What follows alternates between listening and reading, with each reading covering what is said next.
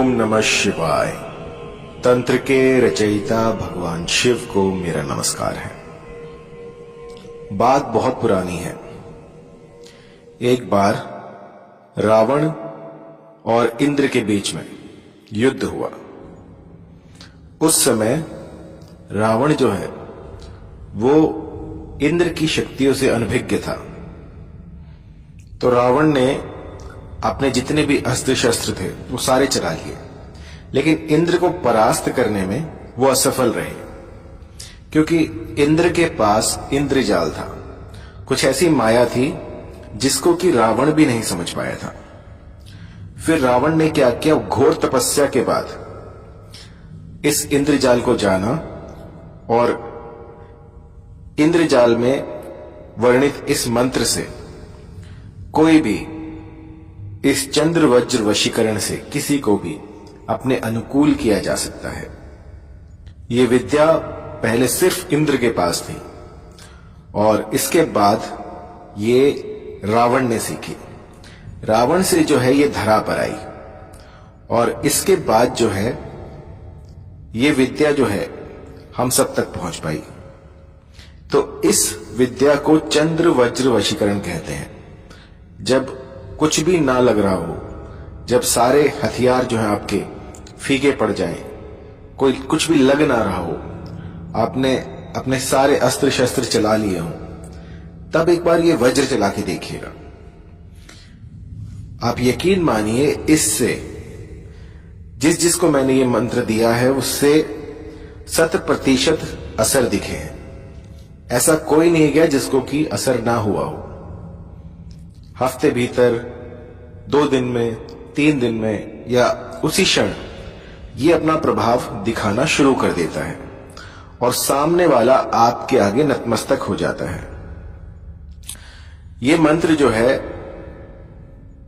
आम जनता से छिपाया गया था ताकि इसका दुरुपयोग ना हो, लेकिन आज मैं आपको इस मंत्र की विधि बताऊंगा। जिस भली प्रकार से मैं बता रहा हूं उसी प्रकार से यदि आप इसको करते हैं तो यूं समझिए सामने वाला जो है वो आपके वश में होकर रहेगा। चाहे दुनिया की कोई भी ताकत आ जाए वो इसको रोक नहीं सकती। तो आपको क्या करना है कि जो बेर के पेड़ होते हैं ना, बेर के पेड़, अभी वाले नहीं, अभी जो पेड़ हैं वो सारे मॉडिफाइड हैं, सारे हाइब्रिड हैं। किसी एकांत में जाइएगा, किसी जंगल में जाइएगा जहां पर कि अपने आप कोई बेर का पेड़ उगा हो, उसमें कोई हाइब्रिड अगर पेड़ है तो वो नहीं चलेगा। जो पहले पेड़ होते थे उसकी 4 अंगुल की लकड़ी काट लाएं। ये जो है ये इंद्र का वज्र होगा। तो अच्छे से देखकर, थोड़ी मोटी सी आपके हाथ में आ जाए, आप ऐसी एक बेर की लकड़ी काट लाएं 4 अंगुल, और किसी भी ग्रहण काल में या फिर कोई भी ऐसा शुभ नक्षत्र हो, जैसे अभी होली आ रही है, आप होली पर इसको सिद्ध कर सकते हैं। तो होली पर आपको 1008 की संख्या में इस मंत्र से उस काष्ठ को एनर्जाइज कर लेना है। जब उसमें प्राण आ जाए, जब आप उसको अच्छी तरह से उसकी प्राण प्रतिष्ठा कर लें, तो उसके बाद इस काष्ठ को अपने मंदिर में रख दें या फिर कहीं पर अपने घर के किसी कोने में गाड़ दें। इस मंत्र को करते हुए आपने जिसका भी नाम लिया होगा, आप जिसको भी अपनी ओर आकर्षित करना चाह रहे थे, वो देखते ही देखते बड़ी सुगमता से आपके समीप आ जाएगा और बस आप ही के सुर में सुर मिलाएगा। ऐसा करना बहुत ही कठिन है, लेकिन जो विधि मैंने आपको बताई है इससे ये सब पॉसिबल हो सकता है। आप करके देखिएगा और जो कोई सबसे पहले इसको करेगा, मैं उसे जो मेरे गुप्त मंत्र हैं वो सारे दूंगा, क्योंकि ये हर किसी के बस की बात नहीं है। लेकिन जिस मेरे साधक ने ये सिद्ध कर ली और अपने प्यार को उसने अपने इस चंद्र वज्र से वश में कर लिया, मैं उसको एक ऐसा ज्ञान दूंगा जो कि इस धरा पर नहीं है, जो स्वर्ग से आया हुआ है। और जितनी जल्दी वो करेगा, जितना जल्दी आप करते हो, इसकी साधनाओं में जितना जल्दी आप इसको सटीक प्रकार से लगा पाते हो, उसको देखकर मैं आपको एक ऐसा ज्ञान दूंगा जिससे कि साधना के क्षेत्र में आप और आगे बढ़ पाएंगे। तो जो साधक होते हैं उनको एक बात हमेशा याद रखनी चाहिए कि बहुत सी ऐसी कठिनाइयां आती हैं, बहुत से ऐसे पड़ाव आते हैं जहां पर कि आपका धैर्य जो है वो टूटने लगता है, लेकिन आपको अथक प्रयास करने हैं, अपने मनोबल को क्षीण नहीं होने देना। बस इस साधना में लगे रहिए, क्योंकि साधना जो है वो होता ही है तलवार की धार पर चलना। जितना आसानी से मैं बता देता हूं, इतना आसान बिल्कुल नहीं होगा। आप सोचिए, आप जा रहे हैं जंगल में और वहां से बेर का पेड़ ढूंढ रहे हैं। मैं बताऊं आपको 10 दिन में भी नहीं मिलेगा, लेकिन 1 दिन में भी मिल सकता है। आपने पहले कहीं देखा हो, वहां से आप ला सकते हैं। तो ये सब लक की बात भी है और आपकी मेहनत पर भी है, आप कितनी मेहनत करते हैं। तो इसका विधान जान लीजिए। सबसे पहले जब आप पेड़ के पास जाएं तो उन्हें दंडवत प्रणाम करें कि मैं इस इच्छित कार्य को पूरा करने के लिए आपकी एक लकड़ी ले जा रहा हूं, तो इससे आपको कष्ट होगा तो मुझे माफ कीजिएगा।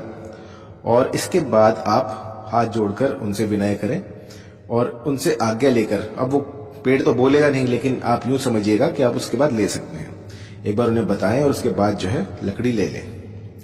लकड़ी लाते समय आपको क्या करना है कि जब जंगल से बाहर आए तो ये सुनिश्चित करें कि आपके आसपास कोई ना हो, दूर दूर तक। अगर आप किसी के साथ भी गए हैं तो उसको बाहर ही छोड़ दें। जब आप लकड़ी ले रहे हो उस समय पर आपके साथ कोई ना हो।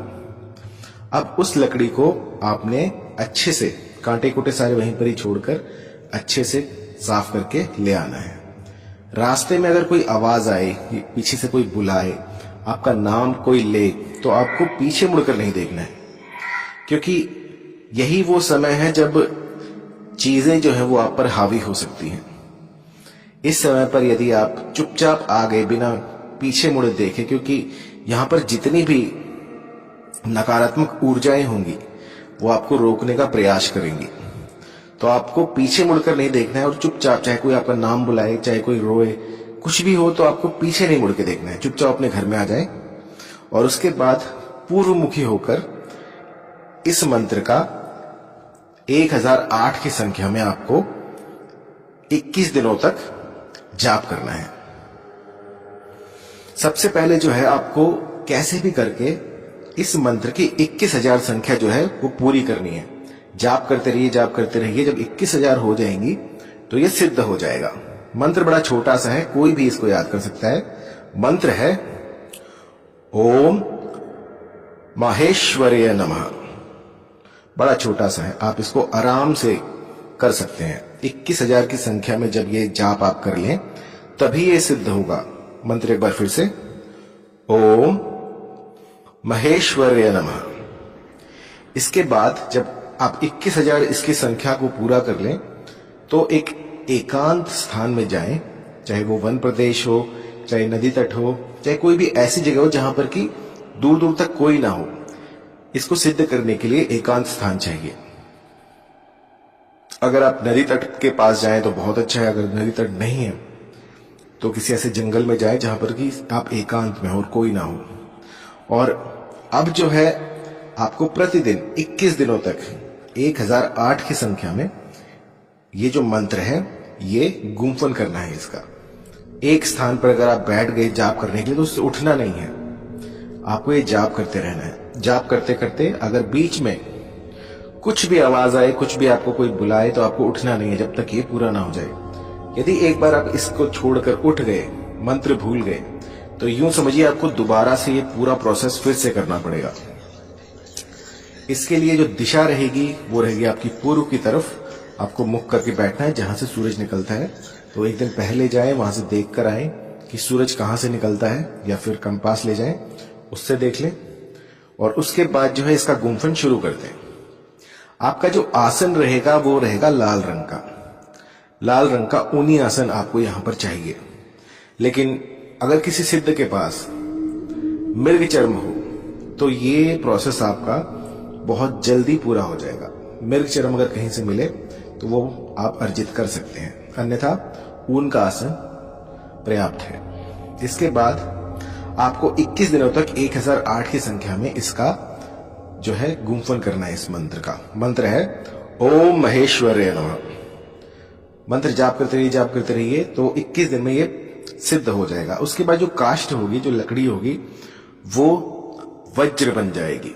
आप जिस किसी को भी अपनी ओर आकर्षित करना चाहें, बस एक बार वो लकड़ी उसको छुआ दें और फिर देखिए किस तरह से वो सामने वाला जो बंदा है वो आपके प्यार में व्याकुल हो जाएगा। उसकी रातों की नींद हराम हो जाएंगी। वो जहां देखेगा उसे सिर्फ आप दिखेंगे। किसी का अहित करने के लिए इस प्रयोग को ना करें।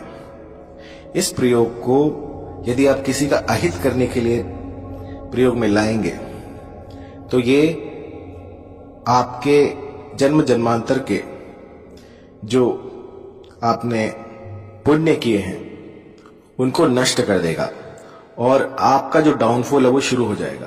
तो किसी का भी अहित ना करें और मानव की सेवा में इस विद्या को लगाएं।